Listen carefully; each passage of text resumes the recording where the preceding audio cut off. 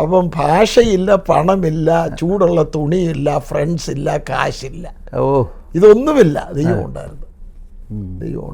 ഒരു പ്രാവശ്യം എൻ്റെ അമ്മ പ്രാർത്ഥിച്ചത് ഞാൻ ഓർക്കും. എൻ്റെ ദൈവമേ, അവൻ്റെ കാല് തല്ലൊടിച്ചാണെന്ന് വിരിയിലും അവനെ രക്ഷയിലേക്ക് നടത്തണമെന്ന് അങ്ങനെ പ്രാർത്ഥിച്ചു. ഞാനത് കേട്ടു.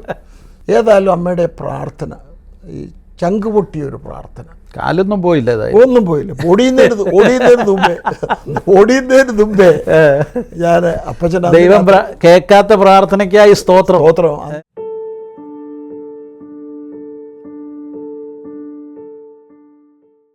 ഹല്ലേലൂയ ന്യൂസിലേക്ക് എല്ലാവർക്കും ഒരിക്കൽ കൂടെ സ്വാഗതം. ഇന്ന് ഞാനുള്ളത് റവറൻഡ് ഡോക്ടർ MS സാമുവേലിൻ്റെ കൂടെയാണ്.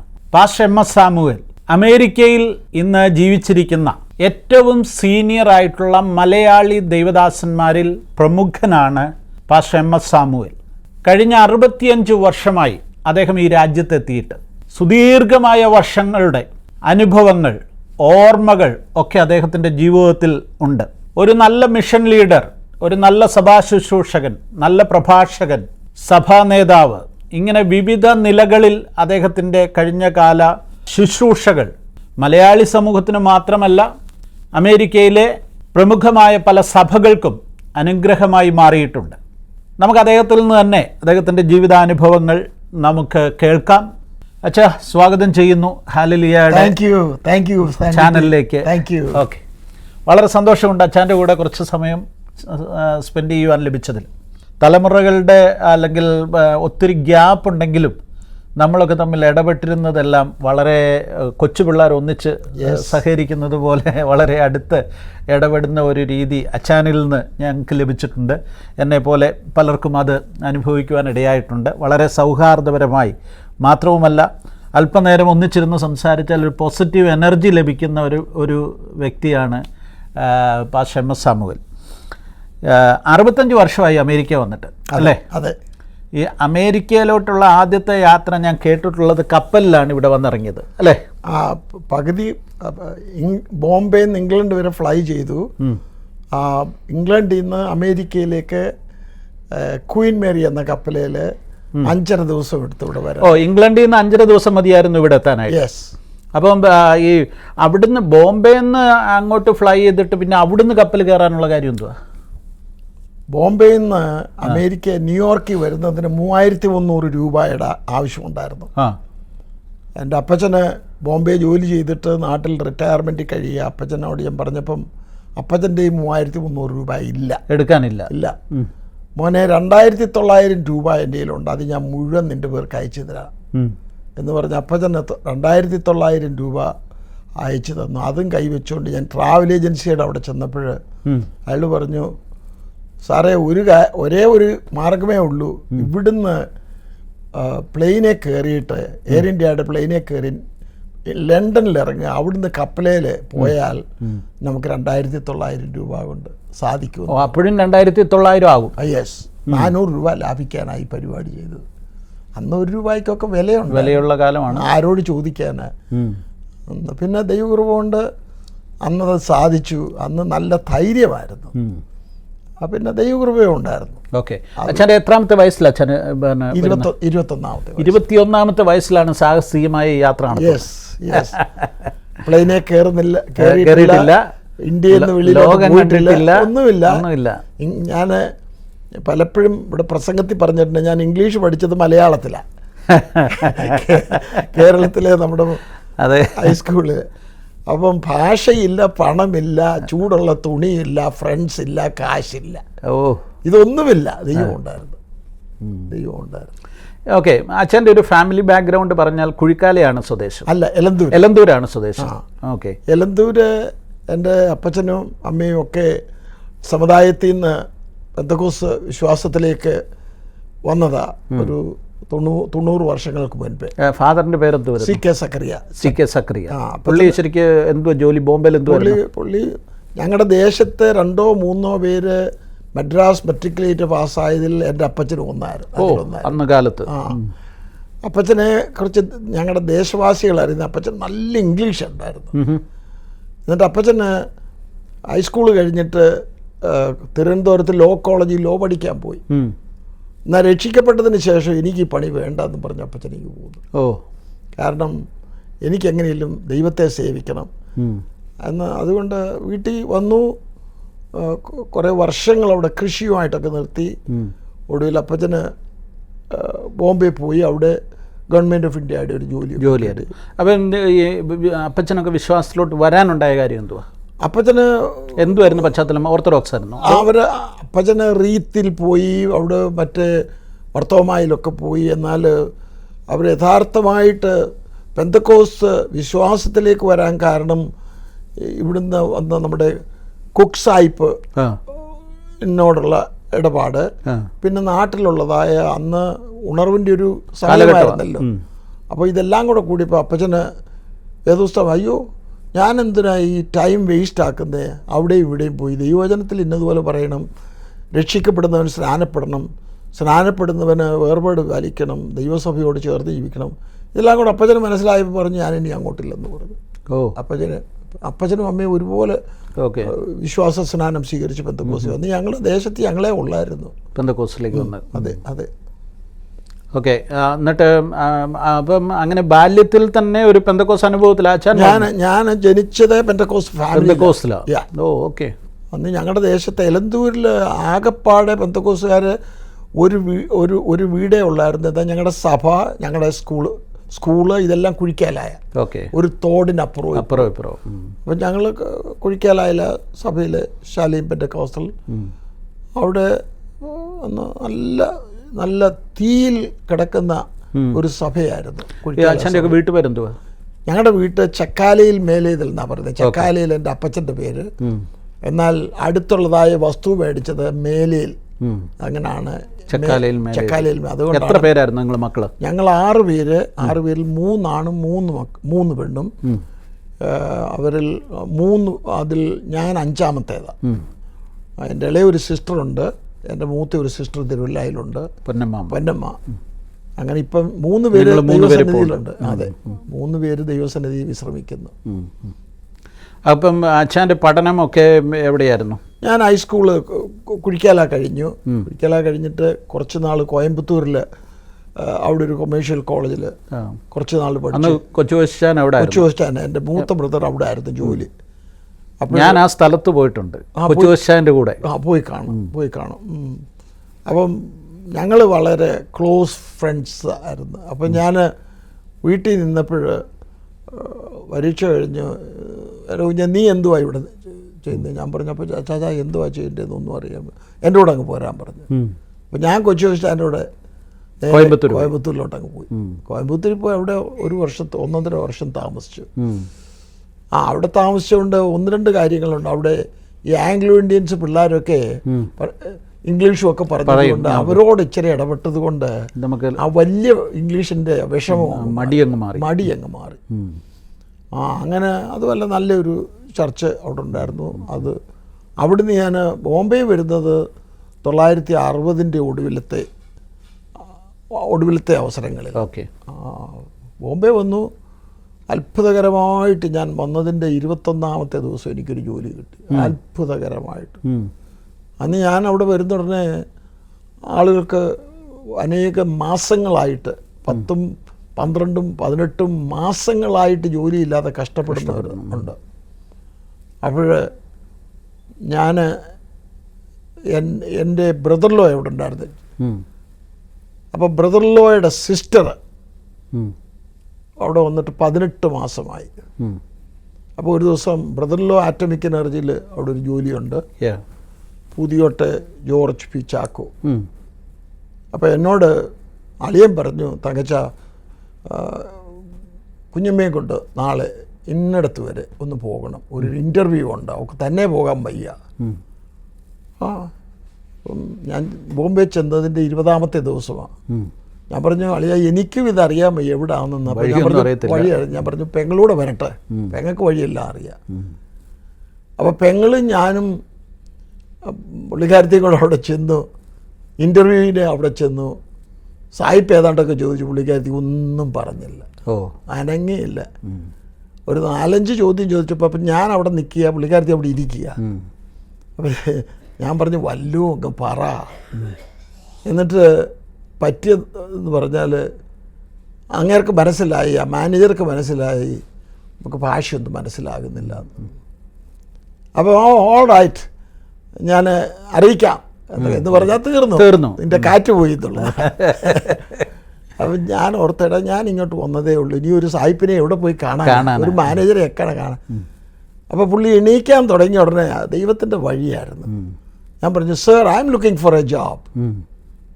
ഓ you are looking for a job, bring me an application എന്നൊക്കെ പറഞ്ഞ് ഞാൻ ആ കടയിൽ നിന്നൊരു കടലാസം മേടിച്ചുകൊണ്ട് ഹൈസ്കൂളിൽ കാണാതെ പഠിച്ച ഒരു ആപ്ലിക്കേഷന് അതങ്ങ് എഴുതി, അത് തകർപ്പനായിട്ട് അങ്ങ് എഴുതി നല്ല ഭാഷയിൽ. ഞാൻ കൊണ്ട് പുള്ളിയുടെ കൈ കൊടുത്തു കഴിഞ്ഞിട്ടുണ്ടെങ്കിൽ പുള്ളി വെരി ഇംപ്രസീവ് എന്നാണ് എന്നോട് പറഞ്ഞത്. പുള്ളിക്ക് വലിയ സന്തോഷമായിപ്പോയി. ഞാൻ കാണാതെ പഠിച്ചാന്ന് പുള്ളിയൊന്നും അറിയുന്നില്ലല്ലോ. എന്നോട് ഇവൻ ക്യാൻ യു സ്റ്റാർട്ട് എന്ന് ചോദിച്ചു. കം മൺഡേ എന്ന് പറഞ്ഞ് അങ്ങനെ ദൈവം അത്ഭുതം എനിക്ക് വേണ്ടി അങ്ങനെ ദൈവം എൻ്റെ ജീവിതത്തിൽ സംഭവിച്ചതെല്ലാം ദൈവത്തിൻ്റെ അത്ഭുതമേറിയ പ്രവൃത്തികളാണ്. ആ ജോലിയിൽ എത്ര കാലം തുടർന്നു? അവിടെ 3 മാസം ജോലി ചെയ്ത് 3 മാസം ജോലി ചെയ്ത് തന്നെ വേറെ ഒരു കമ്പനിയിൽ അതിനെക്കാട്ടി കുറച്ചുകൂടെ ശമ്പളം ഉള്ളതായ ഒരു കമ്പനിയിൽ ഒരു ജോലി കിട്ടി. അത് കഴിഞ്ഞിട്ട് കൊളോബായിൽ ഒരു ഫിഷറീസിൽ ഇതെല്ലാം 10, 20, 30 രൂപ മാസം കൂടുതൽ കിട്ടുന്നോണ്ട് പോകുന്നതാണ്. ഇപ്പോഴത്തെ തലമുറ പിള്ളേർ അങ്ങനെ ജോലി ചെയ്യുന്നത്. അത് ഒരു ജോലി തന്നെ സ്റ്റിക്ക് ഓൺ ചെയ്യത്തില്ല. അവർക്ക് അടുത്ത ശമ്പളം കൂടുതൽ കിട്ടുമ്പോൾ അവർ അടുത്ത ജോലി എന്തിനാ ഇവര് തന്നെ ഇരിക്കുന്നത് നമ്മുടെ. അതുകൊണ്ട് നമുക്ക് അച്ഛൻ കാലത്തിന് മുമ്പേ സഞ്ചരിച്ച ഒരാളാണ്. എനിക്ക് അല്ല, പൊതുവെ മലയാളികളെ ഒരു സ്ഥാപനത്തിൽ ജോലി കയറി അവിടെ തന്നെ ഇങ്ങനെ ആവശ്യമില്ല. പ്രൊമോഷൻ പല രീതിയിലാണ് വരാവുന്നത്. അത് അല്ല ഒരിടത്ത് തന്നെ ഇരിക്കണമെന്നൊന്നും ഇല്ല. അങ്ങനെ ഞാൻ കൊളോബായി ഓപ്പർച്യൂണിറ്റി കാണുമ്പോൾ പോക്കോണം. അതെ. കൊളോബായി ജോലി ചെയ്തുകൊണ്ടിരിക്കുമ്പോഴാണ് എനിക്ക് ഒരു പ്രാർത്ഥിക്കാനും കൂടുതൽ സമയം പ്രാർത്ഥിക്കാനുള്ള ഒരു അവസരമൊക്കെ കിട്ടി. അപ്പോൾ അന്ന് ഈ 21-ാമത്തെ വയസ്സിലൊക്കെ അത്രയ്ക്ക് ആത്മീയനൊക്കെ ആയിരുന്നു? ഞാൻ രക്ഷിക്കപ്പെട്ട് കഴിഞ്ഞ പിന്നെ നല്ല ആത്മീയനായിരുന്നു. അതിനു മുമ്പേ ഇല്ലാത്ത കുരുത്തക്കേടെല്ലാം കാണിച്ചിട്ടുണ്ട്. ദൈവം അങ്ങ് ശരിയായിട്ട് അങ്ങ് രക്ഷിച്ചു. അത് രക്ഷിക്കപ്പെടാൻ എന്തുവാ കാരണം? എൻ്റെ അപ്പച്ചനും ഞാൻ വീട്ടിലെ ഒടുവിൽ രക്ഷിക്കപ്പെട്ടത് ഞാനാണ്. സൺഡേ സ്കൂളിൽ പോകുന്നുണ്ട്, ആരാധന മുടക്കാതെ പോകുന്നുണ്ട്, വാക്യം കാണാതെ പഠിക്കുന്നുണ്ട്, പ്രസംഗമൊക്കെ ചെയ്യുന്നുണ്ട്, എന്നാലും രക്ഷിക്കപ്പെട്ടതല്ലായിരുന്നു. അപ്പോഴൊരു അപ്പച്ചൻ ബോംബെയിൽ നിന്ന് റിട്ടയർ ചെയ്ത് നാട്ടിൽ വന്ന് എന്നോട് പറഞ്ഞു, അല്ല ഞങ്ങളുടെ സഭയിലെ അന്നത്തെ പാസ്റ്റർ കുഞ്ഞച്ചൻ ഉപദേശി, മേപ്ര കുഞ്ഞച്ചൻ ഉപദേശി. അപ്പോൾ കുഞ്ഞച്ചൻ ഉപദേശി അപ്പച്ചനോട് പറഞ്ഞു, അച്ഛാ എനിക്ക് നാളെ ഇന്ന സ്ഥലത്ത് വരെ ഒന്ന് പോകേണ്ടതുണ്ട്, അച്ഛാ നാളെ ആ വീട്ടിലെ പ്രാർത്ഥനാ മീറ്റിംഗ് അച്ഛായ നടത്തണമെന്ന് പറഞ്ഞു. അപ്പോൾ അമ്മ എന്നോട് പറഞ്ഞു, എൻ്റെ മോനെ നീയോട് അപ്പച്ചൻ്റെ കൂടെ പോകും. അങ്ങനെ അപ്പച്ചൻ്റെ കൂടെ ഞാൻ വെറുതെ പോയതാ. എന്നാൽ അപ്പച്ചൻ അന്ന് രാത്രി സംസാരിച്ചത് ശക്തമായ ദൈവദൂത് സംസാരിച്ചു. ഇന്ന് നീ മരിച്ചാൽ നീ എവിടെ പോകും എന്നുള്ള ശക്തമായ ഒരു മെസ്സേജ് കൊടുത്തു. അന്ന് രാത്രി ഞാൻ അവിടെ എഴുതി. അപ്പം ഫാദർ അങ്ങനെ ഒരു സുവിശേഷ പാസ്റ്റർ അല്ലായിരുന്നെന്ന് വരിലും പുള്ളി എൻ്റെ അപ്പച്ചൻ 40-ൽ പരം പ്രാവശ്യം വേദപുസ്തകം വായിച്ചിട്ടുള്ള അപ്പച്ചൻ ബോംബെയിലും പരേലിൽ വളരെ ആക്റ്റീവായിരുന്നു. അവിടുത്തെ ഇംഗ്ലീഷ് ചർച്ചിലൊക്കെ പാസ്റ്റർ ലൂയിസ് എന്ന് പറയുന്ന ഒരു മനുഷ്യനും ഒക്കെ അവരൊക്കെ വലിയ ആക്റ്റീവായിരുന്നു. അപ്പോൾ അപ്പൻ്റെ പ്രസംഗത്തിലാണ് മോൻ രക്ഷിക്കപ്പെടുന്നത്. യെസ്, അതൊരു വലിയ ഭാഗ്യമാണ്. എൻ്റെ അപ്പച്ചൻ്റെ പ്രസംഗവും എൻ്റെ അമ്മയുടെ പ്രാർത്ഥനയും ഇത് രണ്ടും ശക്തമായിട്ട്. അമ്മയുടെ പേരെന്തുവായിരുന്നു? ഏലിയാമ്മ. അമ്മയുടെ ചേട്ടത്തിയൊക്കെ CSIയില, ഇപ്പോഴും അവരുടെ കുടുംബക്കാരൊക്കെ CSIയില. എന്നാൽ അന്ന് അമ്മയെ പലപ്പോഴും പ്രാർത്ഥിച്ചിട്ടുണ്ട്. ഒരു പ്രാവശ്യം എൻ്റെ അമ്മ പ്രാർത്ഥിച്ചത് ഞാൻ ഓർക്കും, എൻ്റെ ദൈവമേ അവൻ്റെ കാല് തല്ലൊടിച്ചാണെന്ന് വിരിയിലും അവനെ രക്ഷയിലേക്ക് നടത്തണമെന്ന്. അങ്ങനെ പ്രാർത്ഥിച്ചു. ഞാനത് കേട്ടു. അമ്മയ്ക്ക് അങ്ങ് പ്രാർത്ഥിച്ച് ഇവൻ ഗുണം പിടിക്കുന്നില്ല. വീട്ടിൽ ഞാനേ ഉള്ളൂ ഗുണം പിടിക്കാത്തത്. ഏതായാലും അമ്മയുടെ പ്രാർത്ഥന, ഈ ചങ്ക് പൊട്ടിയൊരു പ്രാർത്ഥന, കാലൊന്നും പോയില്ല, ഒന്നും പോയില്ല. ഓടിയുന്നതിന് മുമ്പേ ഞാൻ അപ്പച്ചൻ ദൈവം കേൾക്കാത്ത പ്രാർത്ഥനയ്ക്കായി സ്തോത്രം. അപ്പച്ചൻ്റെ അന്നത്തെ അപ്പച്ചൻ 20-25 മിനിറ്റ് നേരമേ പ്രസംഗിക്കത്തുള്ളൂ. ആ പ്രസംഗത്തിൻ്റെ ഇടയിലെ കണ്ണുനീര് ശക്തമായ കണ്ണുനീര്. ഇന്ന് രാത്രി നീ മരിച്ചാൽ നീ എവിടെ പോകും എന്ന് പറഞ്ഞ അപ്പച്ചന് ഞാൻ അന്ന് രാത്രി എണീച്ച് ഇന്ന് രാത്രിയിൽ എൻ്റെ പിൽക്കാലത്ത് അച്ഛൻ ഈ തിയോളജി പഠനമൊക്കെ നടത്തിയല്ലോ. അതെ. അന്നേരം ഈ വ്യക്തിപരമായ രക്ഷാനിർണയം എന്നുള്ളതാണോ ബൈബിളിൻ്റെ ആഴത്തിലുള്ള? അതെ അതെ അതെ അതെ അതെ അതെ അതെ. അല്ലാതെ ഈ മറ്റ് പല സഭകളും പറയുന്നത് പോലെ അല്ലെങ്കിൽ ട്രഡീഷണൽ ചർച്ചകൾ പറയുന്ന പോലെ ഇറ്റ്സ് എ പേഴ്സണൽ തിങ്. അതെ, എൻ്റെ കർത്താവുമായിട്ടൊരു പേഴ്സണൽ റിലേഷൻഷിപ്പാണ് ഞാൻ ആഗ്രഹിക്കുന്നതും പ്രസംഗിക്കുന്നതും കേട്ടോ. അതുകൊണ്ട് എൻ്റെ കർത്താവ് അബ്ബാ പിതാവേ എന്ന് വിളിക്കാൻ തക്കവണ്ണമുള്ളതായ ഒരവകാശം എനിക്ക് ദൈവം തന്നിട്ട് ഞാൻ കർത്താവിൻ്റെ മകനാ. എനിക്ക് അപ്പച്ചനോട് ഏത് കാര്യവും ചോദിക്കാം. ഇതൊക്കെ പറയുമ്പോൾ ഞാൻ അവിടെ വെച്ചൊരു ഒരു ഒരു ഒരു പ്രശ്നം ചോദിക്കട്ടെ. കർത്താവ് നമ്മളെ ശിഷ്യരാകാനായിട്ടാണ് വിളിച്ചത്, ശിഷ്യരാക്കാനാണ് കൽപ്പിച്ചതും. നിങ്ങൾ പോയി ശിഷ്യരാക്കാൻ പറഞ്ഞു. ശിഷ്യനാണോ മകനാണോ വലുത്? വെൽ, അത് നമ്മുടെ ഈ ശിഷ്യനെന്ന് പറയുന്നത് നമ്മൾ എങ്ങനെ ഡിഫൈൻ ചെയ്യുന്നത് എന്നുള്ളതാണ്. കാരണം എന്താ എന്നെ സംബന്ധിച്ചിടത്തോളം ഞാൻ എൻ്റെ ദൈവത്തിൻ്റെ മകനാണ്. ആ ഉറപ്പാണ് നമ്മുടെ ജീവിതത്തിൽ. മകനും ശിഷ്യത്വം ആവശ്യമുണ്ടല്ലോ. മകന് ശിഷ്യത്വം ആവശ്യമുണ്ടോ? കാരണം നമ്മൾ വേണ്ടാത്ത വഴിയിലൊക്കെ പോകുന്നുണ്ടേ നമ്മളെ ആ നേരെ വഴി നടത്തുന്ന രീതിയിലുള്ളതായ അല്ല. ഞാൻ ചോദിക്കട്ടെ, അപ്പനും മകനും തമ്മിലുള്ള ബന്ധവും ഗുരുവും ശിഷ്യനും തമ്മിലുള്ള ബന്ധവും എൻ്റർലി ഡിഫറെൻ്റ് ആയിട്ടുള്ള രണ്ട് തലവാണ്. അപ്പൊ ഇത് തമ്മിൽ എങ്ങനെയാ ഇത് ഒന്നിച്ചു പോകുന്നത്?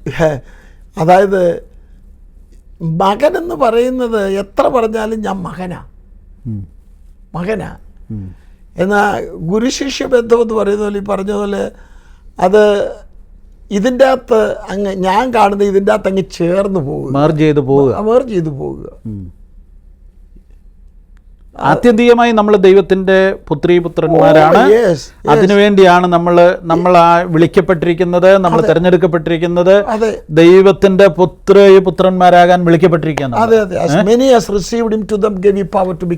നാം ദൈവമക്കൾ എന്ന് വിളിക്കപ്പെടുവാൻ പിതാവ് നമുക്ക് എത്ര വലിയ സ്നേഹം നൽകിയിരിക്കുന്നു. അങ്ങനെ ഒരു മകനായി ഞാൻ മാറിയത് 958 ഡിസംബർ 28 അപ്പൻ്റെ പ്രസംഗത്തിൽ. അതെ. അത് കഴിഞ്ഞ് പിന്നെ അപ്പോൾ സ്വഭാവം കംപ്ലീറ്റ്ലി മാറിയല്ല, പല പല കാര്യങ്ങളോട് ഗുഡ് ബൈ പറയേണ്ടി വന്നു. നമ്മുടെ ഒരു അന്നത്തെ ടീനേജ് 21 വയസ്സിന്റെ 20 വയസ്സിന്റെ ഒക്കെ ഉള്ളൊരു അന്ന് 18 വയസ്സേ 18 വയസ്സിന്റെ ചാബല്യങ്ങൾ അത്രേ ഉള്ളൂ. വലിയ കഠിന പാപങ്ങളൊന്നും ഒന്നുമില്ല, പറയപ്പെടുന്ന പാപങ്ങളൊന്നുമില്ല. എന്നാലും നമ്മൾ അത് കഴിഞ്ഞിട്ട് തന്നെ എനിക്ക് വേണ്ട ഇന്ന കാര്യങ്ങൾ, സ്വഭാവത്തിനൊരു വ്യത്യാസം. പിന്നെ പ്രാർത്ഥിച്ചു, കർത്താവേ എന്നെ കൊണ്ട് തന്നെ ഇത് കഴിയുകയില്ല, ദൈവമേ. അതാണ് വേർപാട്, വിശുദ്ധി, ഇതിനെക്കുറിച്ചൊക്കെ പഠിക്കാൻ തുടങ്ങിയോണ്ടേ ഞാൻ ആരാണെന്ന്, ഞാനൊരു ദൈവവൈതലാണ് എന്നുള്ളത്, മകനാണെന്നുള്ളൊരു ബോധ്യമുണ്ടായി.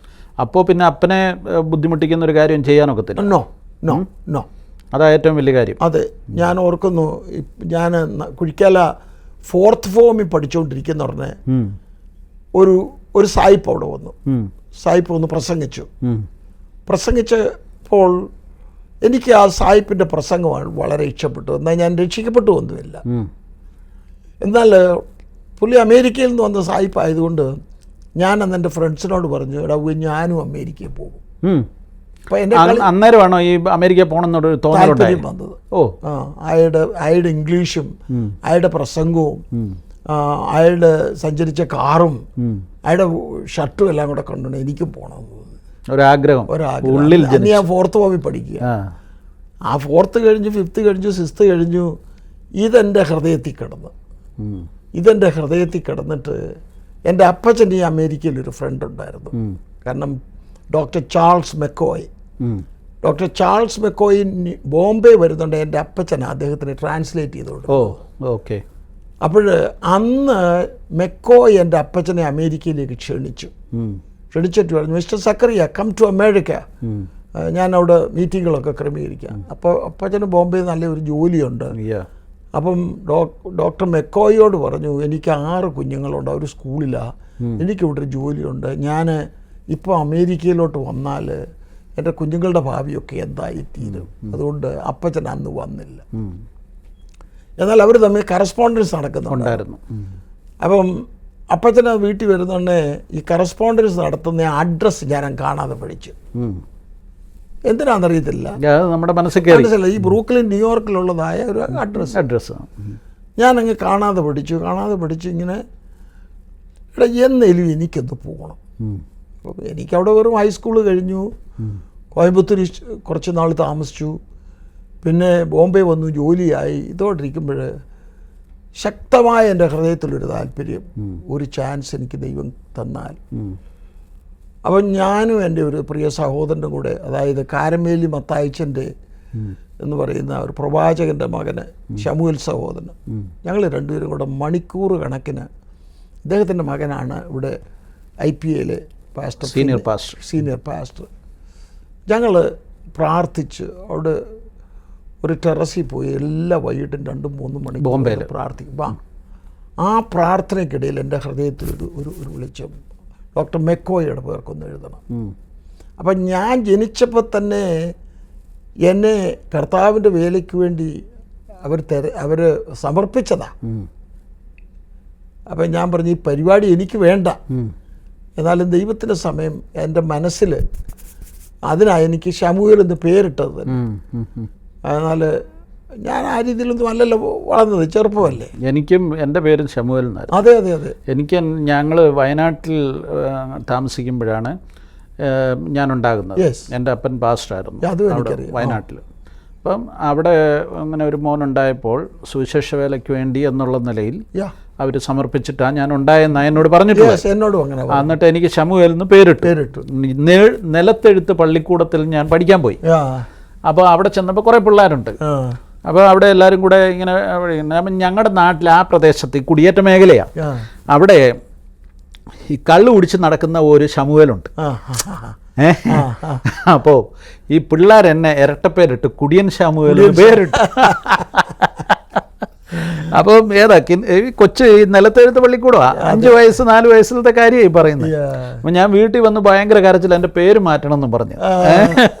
അങ്ങനെ എൻ്റെ പേര് വീട്ടിൽ വിളിച്ചിരുന്ന സാൻകുട്ടി എന്നുള്ള പേരാണ് പിന്നെ എനിക്ക് ഒഫീഷ്യൽ നെയിമാക്കി മാറ്റിയത്. ഞാൻ നിലത്തെഴുത്തൊക്കെ പഠിച്ചതാ. മണലിന്റെ ഓർക്കുന്നുണ്ടല്ലോ അതൊക്കെ. ഞങ്ങളുടെ ഒരു കാലൊടിയൻ ആശാന്, അത് അന്ന് ഞാൻ ചത്തുപോകേണ്ടതായിരുന്നു.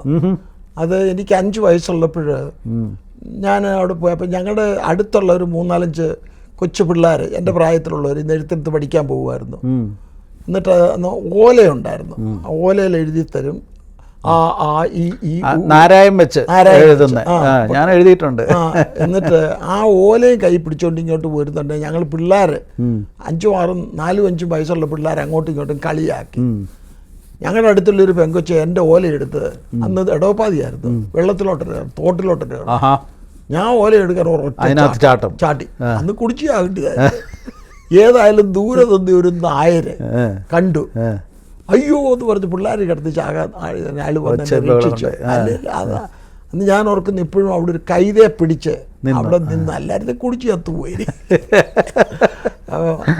അപ്പം ബാല്യത്തിലെ ഓരോ ഓർമ്മകൾ അന്ന് അപ്പം ഞാൻ ഓർക്കുകയും ചെയ്തു, മോശയെ വെള്ളത്തിൽ നിന്ന് വലിച്ചെടുത്തതുപോലെ എൻ്റെ ദൈവം എന്നെ വലിച്ചെടുത്തു. ആനുണ്ടായിരുന്നു സാൻകുട്ടി.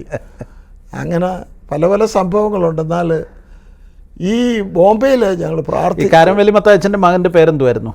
ശമൂൽ സഹോദരൻ. ശമൂൽ. പുള്ളിക്ക് ജോലിയായിരുന്നു ബോംബെയിൽ. ഞങ്ങൾ വലിയ ഫ്രണ്ട്സായിരുന്നു. പുള്ളിയുടെ ജ്യേഷ്ഠനായിരുന്നു ബോംബെയിലുണ്ടായിരുന്നു അവറാച്ചായന്.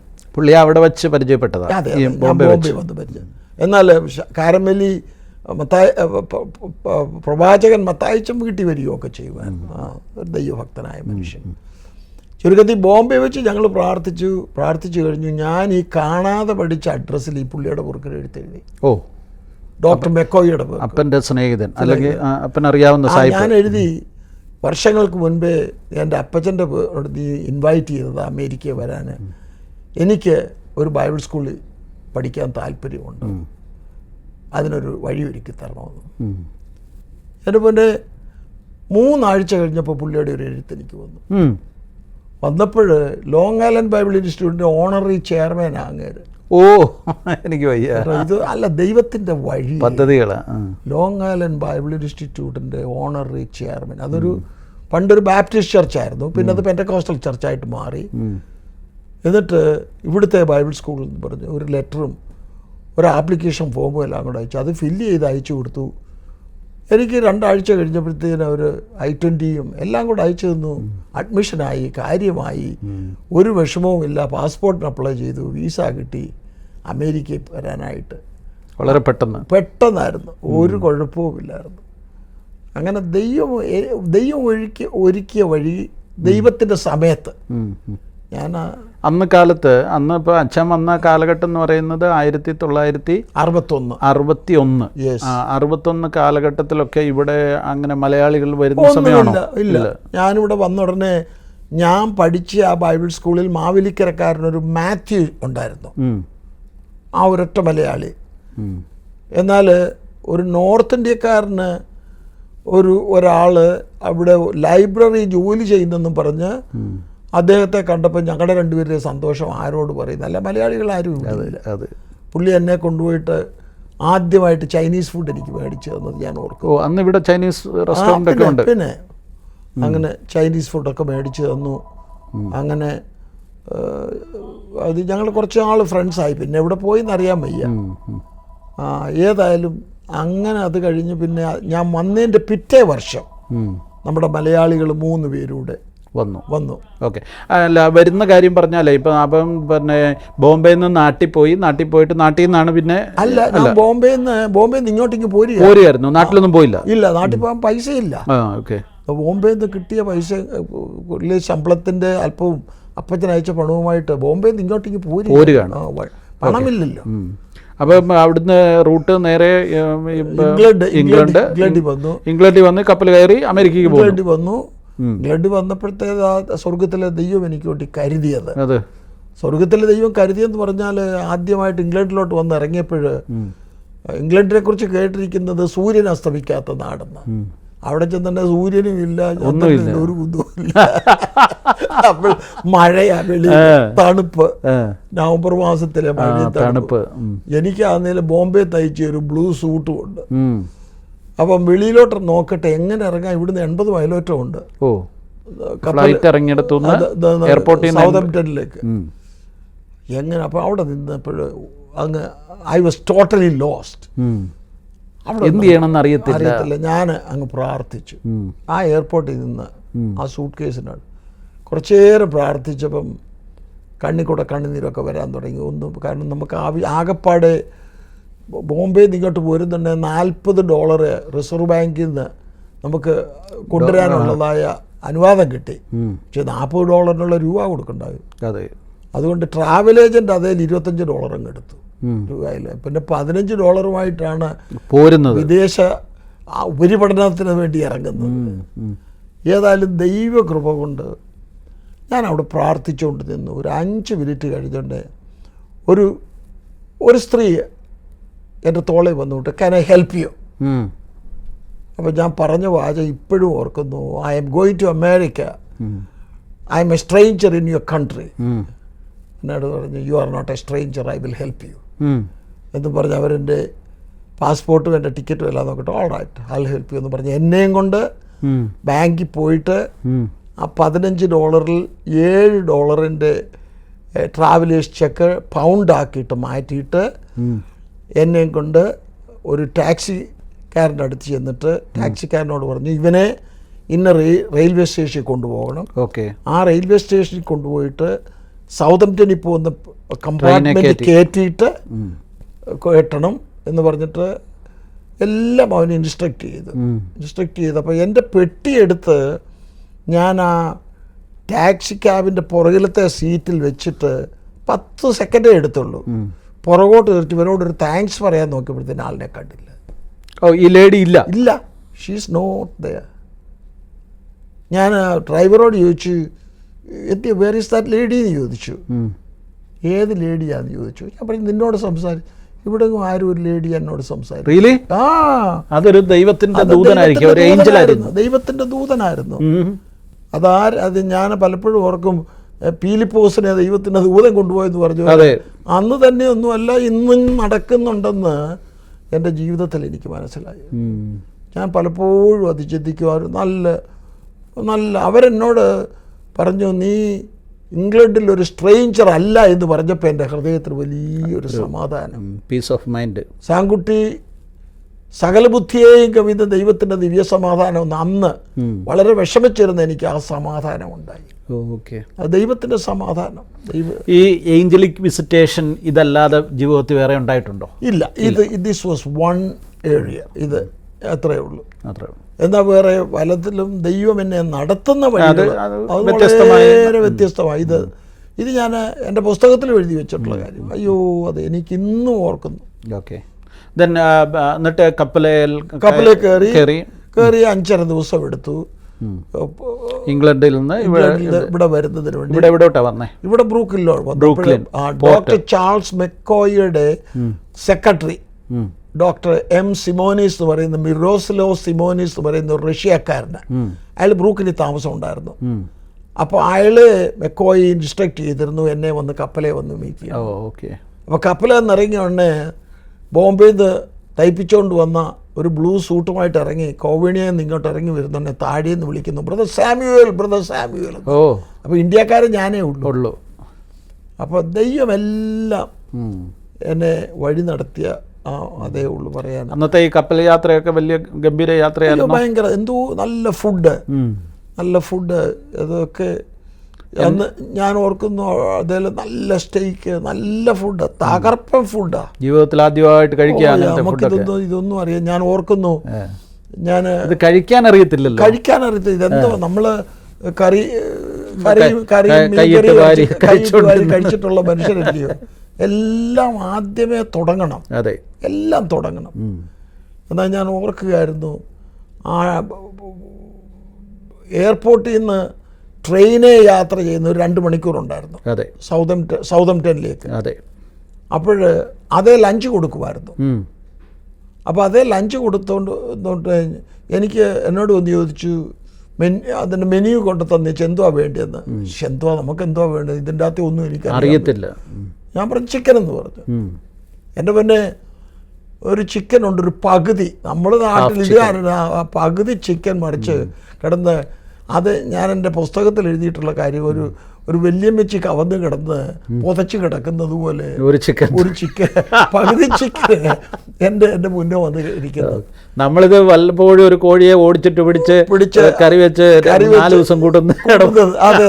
എന്നാൽ ഇത് ഒരെണ്ണത്തിൻ്റെ പകുതി അവിടെ ഒരു വല്യമ്മച്ചി ചരിഞ്ഞ് കിടക്കുന്നത് പോലെ കിടക്കുന്നത്. ഏതായാലും പറ്റിച്ച് അവിടെ ചെന്നു. അവിടെ സൗതംപ്ടണിൽ ചെന്നു. ആദ്യത്തെ കിടപ്പില്ല, അത് തണുപ്പുണ്ട്. മുറിക്കകത്തിയെന്ന് പറഞ്ഞാൽ ബോംബെയിൽ നിന്ന് മേടിച്ചൊരു കമ്പിളിയുണ്ട്. അപ്പോൾ ആ കമ്പിളി രാത്രി പുതച്ച് ഞാൻ അങ്ങനെ മാനേജ് ചെയ്തു. പിന്നെ അറിയുന്നത് അവിടെ ചൂടുണ്ടായിരുന്നു ഷിപ്പിലല്ല, നമ്മുടെ അന്ന് താമസിച്ച ആ മുറിയിൽ. എനിക്കറിയാമായിരുന്നു അതേലൊന്ന് വലിച്ചാൽ ചൂട് കിട്ടിയാനെ. ഇതൊന്നും നമുക്കറിയത്തില്ല, എല്ലാം പുതുതല്ലേ. സാങ്കുട്ടി ദൈവം കൊണ്ട് ഞാൻ പിറ്റേ ദിവസം രാവിലെ ഞാൻ വെളിയിലോട്ട് നിന്നിട്ട് അവിടെ നല്ല ചൂട് മുറിയിലല്ല. അപ്പോൾ അടുത്തുള്ള ഒരു മനുഷ്യൻ എന്നോട് ഞാൻ ചോദിച്ചു, നിൻ്റെ മുറിയിലൊക്കെ ചൂടുണ്ടല്ലോ, ഇവിടെ എന്താ ചൂടില്ലാത്ത? പുള്ളി എന്നോട് പറയുക, നീ അത് ഓൺ ചെയ്തിട്ടില്ല. അയ്യോ ഒന്നും പറയണ്ട, ആരും ഒന്നും പറഞ്ഞു തരാനില്ല എല്ലാം. എന്നാൽ ദൈവം ഓരോ രീതി നമ്മളെ നടത്തി, ദൈവം നടത്തിയ വഴികളാണ് എനിക്ക് പറയാനുള്ളത്. എന്നിട്ട് ഷിപ്പിൽ യാത്ര ഒരു ബുദ്ധിമുട്ടൊന്നുമില്ല. ഒരു ബുദ്ധിമുട്ടുമില്ല, ഒന്നും. നല്ല വലിയ നല്ല സൗകര്യം, വളരെ സൗകര്യം. അത് കപ്പലാന്നൊന്നും പറയത്തൊന്നുമില്ല. വലിയ ബിൽഡിങ്, വലിയൊരു ഹോട്ടൽ ബിൽഡിങ്. ബ്രൂക്ലിന് അദ്ദേഹം എന്നെ കൊണ്ടുപോയത് അന്നിവിടെ പാസ്റ്റർ CPMലെ ആൽവിൻ എന്ന് പറയുന്ന ആ ലീഡർ, അദ്ദേഹം ഇവിടെ സഭ സ്ഥാപിക്കാനായിട്ട് വന്നിട്ടുണ്ടായിരുന്നു. അപ്പോൾ ഈ പുള്ളി എന്നെയും കൊണ്ട് പോയത് ആ CPMലെ ആ പെയ്ത്തോമിലേക്ക് ചെന്നു കഴിഞ്ഞു. അപ്പോൾ ഞാൻ കേരളത്തിൽ നിന്നാന്ന് പറഞ്ഞോന്നെ പാസ്റ്റർ ആൽവിനൊക്കെ സന്തോഷമായി. അദ്ദേഹത്തിന് എന്നോട് പറഞ്ഞു, you should work with us എന്നൊക്കെ പറഞ്ഞ് വലിയ കാര്യത്തിൽ പറഞ്ഞു. അപ്പോൾ എനിക്ക് അന്നിൽ ഇവരുടെ പഠിത്തമൊക്കെ അറിയാം. ഏതായാലും അന്ന് രാത്രി അവിടെ താമസിച്ചു. പിറ്റേ ദിവസം അവിടുത്തെ ഒരു സഹോദരൻ എന്നെ ഓയിസ്റ്റർ ബേ കൊണ്ടുവിട്ടു. അവിടെ പോയി ചെന്നെ എന്തുവാ ആൽവിനും IPC ആയിട്ടുള്ള ബന്ധം അച്ഛൻ അറിയത്തില്ലേ? എനിക്ക് പുള്ളിക്ക് ബന്ധം അങ്ങനെ അറിയത്തില്ല. എന്നാലും പുള്ളി CPM ആയിരുന്നെന്ന് മാത്രം അറിയാം. ആൽവിന് അല്ലേ, പോളും ആൽവിനും കൂടി അല്ലേ K. എബ്രഹാമിന് ഓർഡിനേഷൻ ചെയ്ത്, അതെനിക്കറിയാം. എന്നാൽ കുറേ കാലം IPC ആയിരുന്നു. പിന്നെ പുള്ളിയൊക്കെ CPM. പിന്നെ ആൽവിൻ അതിൽ നിന്നെല്ലാം പോയി പുള്ളി അത് CPM അദ്ദേഹത്തെ പുറത്താക്കുമോ? അതൊക്കെ എനിക്കറിയാം. ഫ്രാൻസിൽ ജീവിത പെശകുണ്ട്. അതെ. എനിവേ, പിന്നെ അവിടുന്ന് പിന്നെ ബൈബിൾ കോളേജിലേക്ക് വരികയാണ്. അവിടുന്ന് ഞാൻ ലോങ് ഐലൻഡ് ബൈബിൾ സ്കൂളിൽ വന്നു. ഉടനെ അവിടെ 10-25 സ്റ്റുഡൻ്റ് ഉണ്ട്. അപ്പം ഈ ബൈബിൾ കോളേജ് എന്ന് പറഞ്ഞാൽ ഒരു നല്ല ബൈബിൾ കോളേജ് ഒന്നും അല്ല, നമ്മുടെ ഹെബ്രോൻ ബൈബിൾ സ്കൂൾ പോലെ പണ്ട് ചെറിയൊരു സ്കൂളാണ്. പെന്തക്കോസ് ആയിരുന്നു അത്? പെന്തക്കോസ.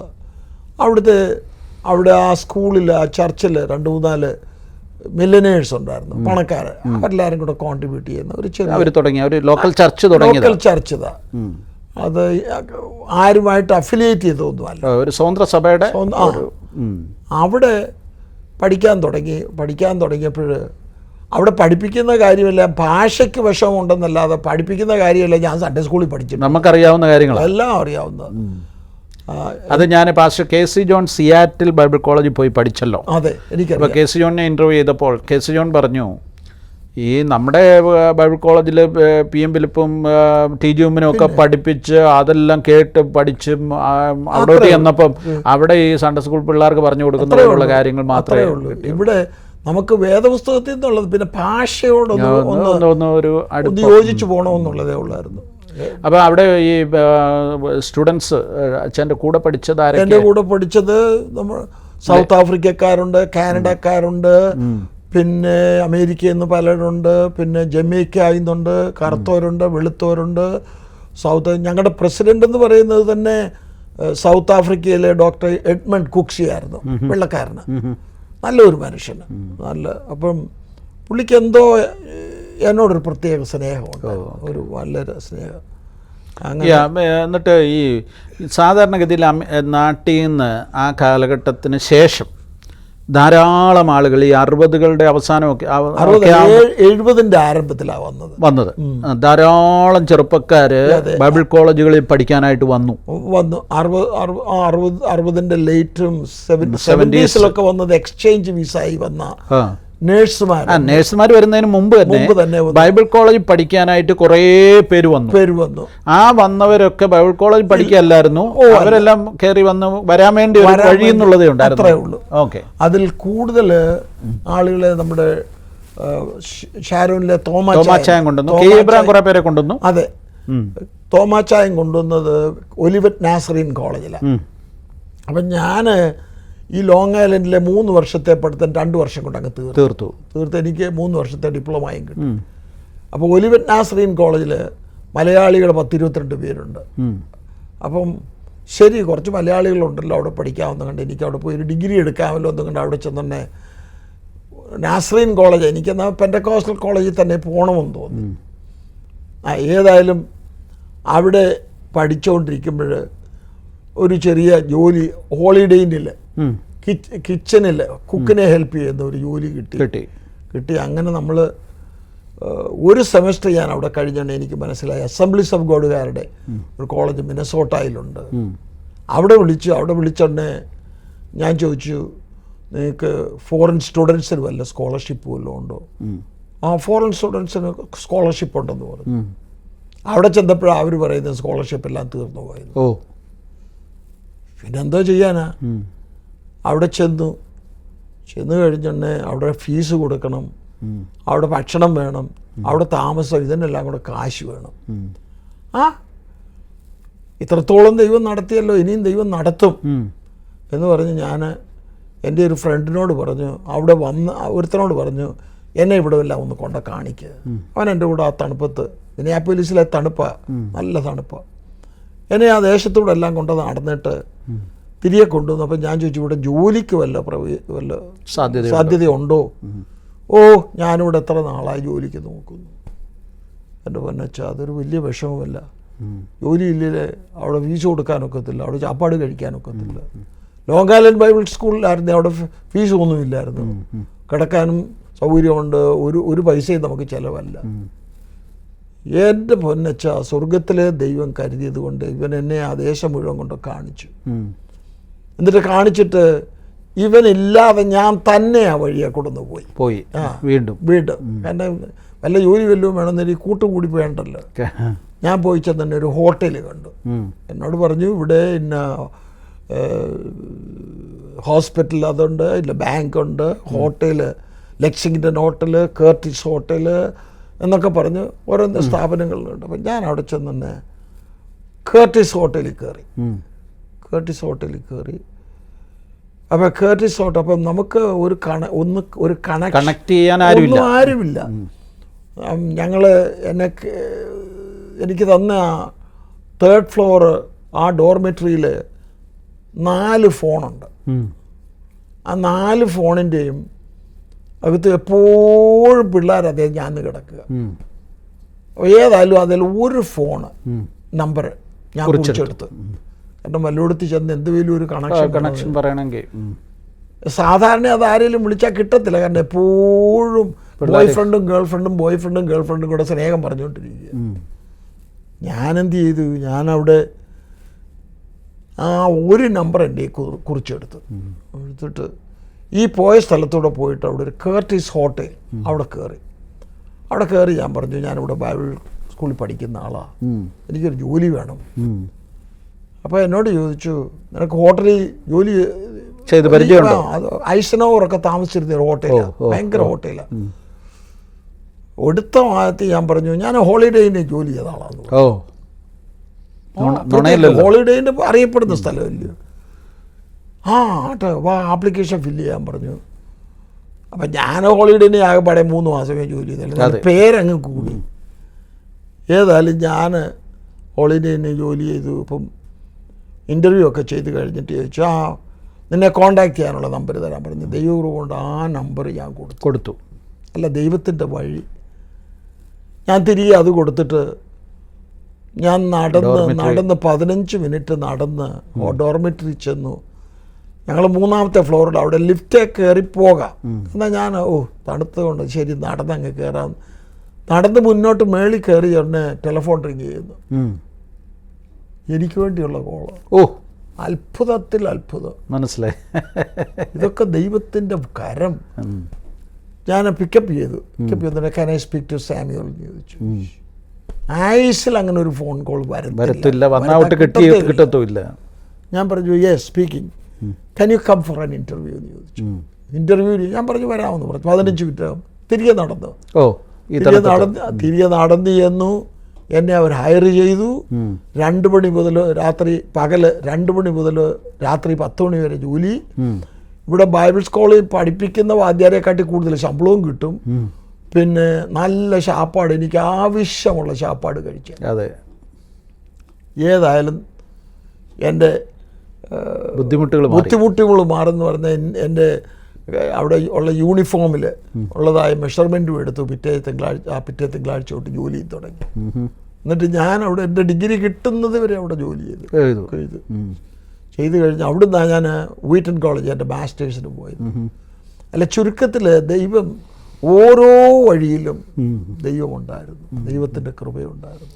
അപ്പോൾ ഈ ഹോട്ടൽ ജോലി, അതിൻ്റെ വരുമാനം ഇതൊക്കെ ഉള്ളപ്പം ഈ കോഴ്സ് ഡിഗ്രി കഴിഞ്ഞപ്പോൾ വീണ്ടും പഠിക്കാനായിട്ടൊരു പ്രചോദനം ഉണ്ടായിരുന്നു. മാസ്റ്റേഴ്സ് വേണമായിരുന്നു. അതിനാണ് ഞാൻ വീറ്റണിൽ പോയത്. അങ്ങനെ ഒരു മാസ്റ്റേഴ്സ് ഒക്കെ എടുക്കണമെന്നൊരു ചിന്ത എങ്ങനെ ഉണ്ടായി? എനിക്ക് വീറ്റൺ കോളേജ് നമ്മുടെ തോമാച്ചായൻ പഠിച്ച സ്കൂളായതുകൊണ്ട്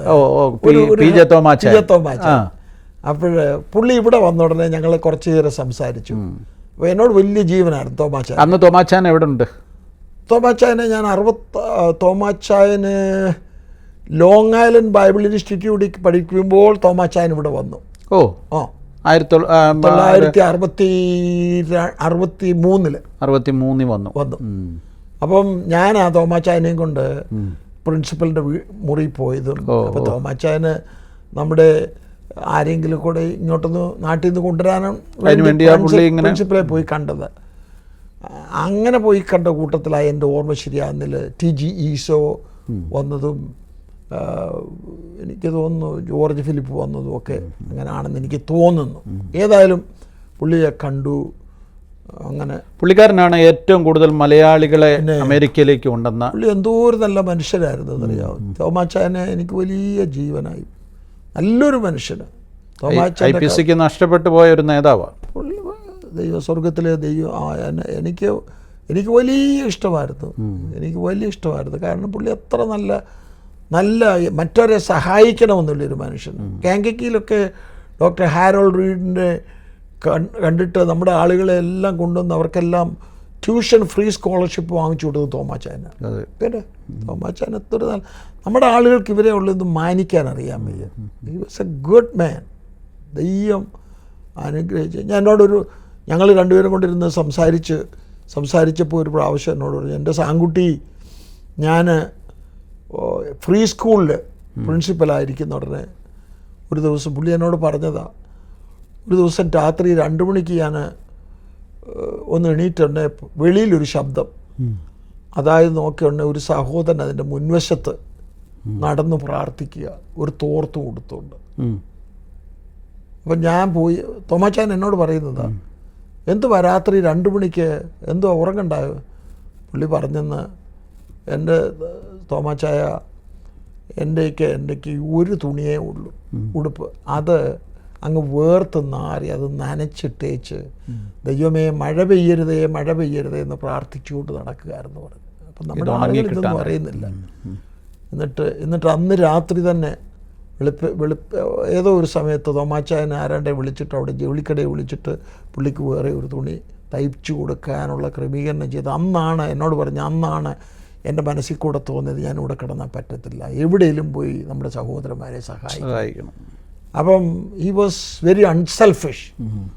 അങ്ങനെയുള്ളൊരു തോമാച്ചായനായിരുന്നു എന്നോട് പറഞ്ഞു. അപ്പം അന്ന് എൻ്റെ ഹൃദയത്തിൽ താല്പര്യം വന്നിട്ട് തോമാച്ചായൻ പലരെ സഹായിച്ചല്ലോ, ഞാനിവിടെ അമേരിക്ക വന്ന് എനിക്കും പലരെയൊക്കെ ഒന്ന് സഹായിക്കും. പുള്ളിയാണ് എനിക്കതിൻ്റെ ആ വിത്ത് തന്നത്. അതുകൊണ്ട് ഞാൻ അനേകരെ അമേരിക്കയെ കൊണ്ടുവരാൻ നോക്കും, അനേകർക്ക് കടലാസ്. ഞാൻ ഓർക്കും 1970 ഒക്കെ എനിക്ക് വല്ലവരെയൊക്കെ കൊണ്ടുവരണമെന്നുണ്ട്. വല്ലതും കൊണ്ടുവരണമെന്ന് വരിയിൽ അമേരിക്കക്കാർ പാസ്റ്റർമാരോട് ചോദിക്കണം കടലാസ്. അവരെ എന്തിനാണ് ചോദിക്കുന്നത്? ഞാനിവിടെ ഇൻ്റർനാഷണൽ ഇവാഞ്ചലിസ്റ്റിക് അസോസിയേഷൻ എന്ന് പറഞ്ഞ പേരിൽ ഞാനൊരു ഓർഗനൈസേഷൻ അങ്ങ് ഫോം ചെയ്തു. അതിൽ കൂടെ ഞാൻ എത്രയോ പേരെ ഇവിടെ കൊണ്ടുവന്നു. എനിക്ക് വല്ലവരെയും കൊണ്ടുപോകണമെന്നില്ല, ആരോടും എനിക്ക് മൂപ്പ് ചോദിക്കണ്ട.